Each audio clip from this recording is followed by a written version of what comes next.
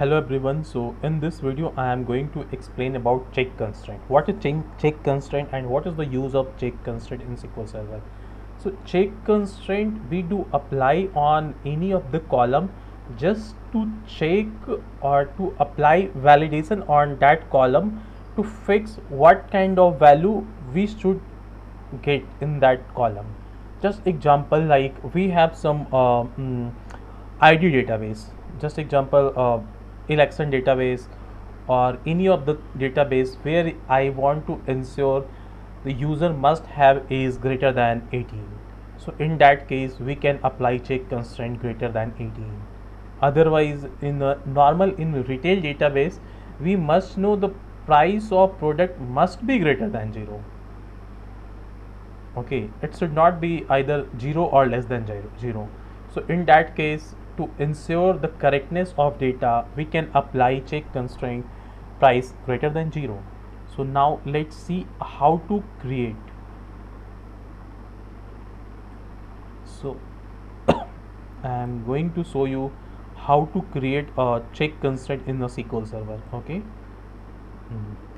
So I just written a table query. So I have one column unit price. In the unit price I am applying a check and unit price should be greater than 0. So when I try to insert the value, if I give unit price either 0 or less than 0, instead of inserting the data it will throw error. Okay, so in this example I am directly creating a check constraint without giving the name of constraint. Okay, so in next example I will show you how to create check constraint and with giving the name of check constraint. Okay, so I have created a check constraint. Now the constraint created on product check table on unit price column. Let's see how does it work. Insert into table product checks, check values. Okay, so id product id is identity column, no need to give name. Yeah, let's see, give a biscuit or cookies. Okay, value I am giving 0. So based on definition it should not work. Incorrect syntax needed to insert into, hold on, sorry.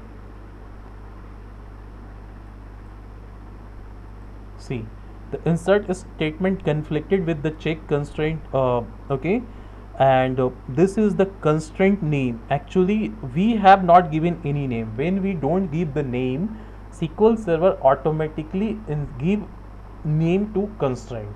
What is the need? Why SQL Server give automatically name to constraint? Why SQL Server generate a constraint name if we don't give? Because after creating a constraint, just example, if we have some requirement to drop constraint, how will we drop without name?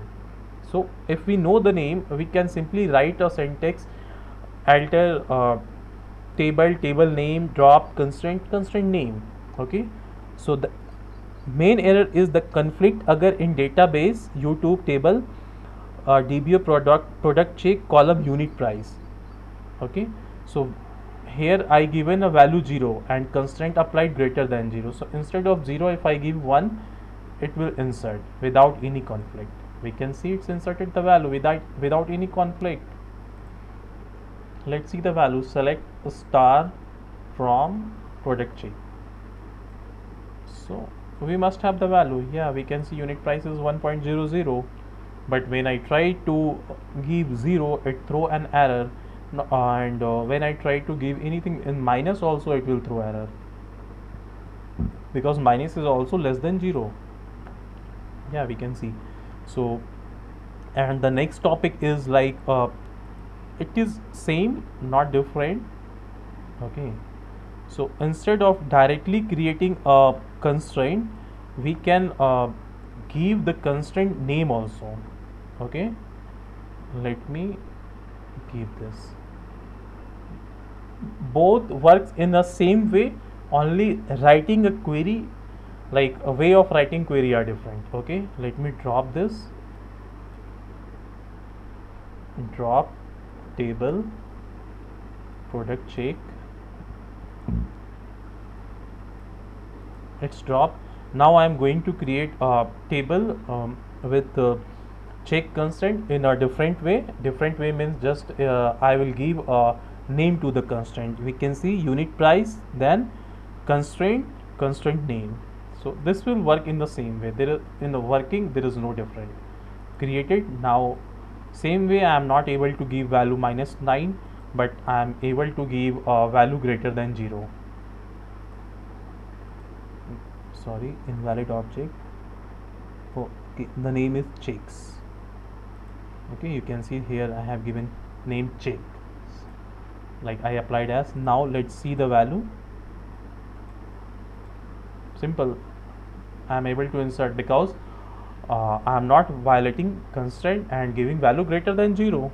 So in the next video we'll see check constraint on multiple column and then how to drop check constraint. Thank you.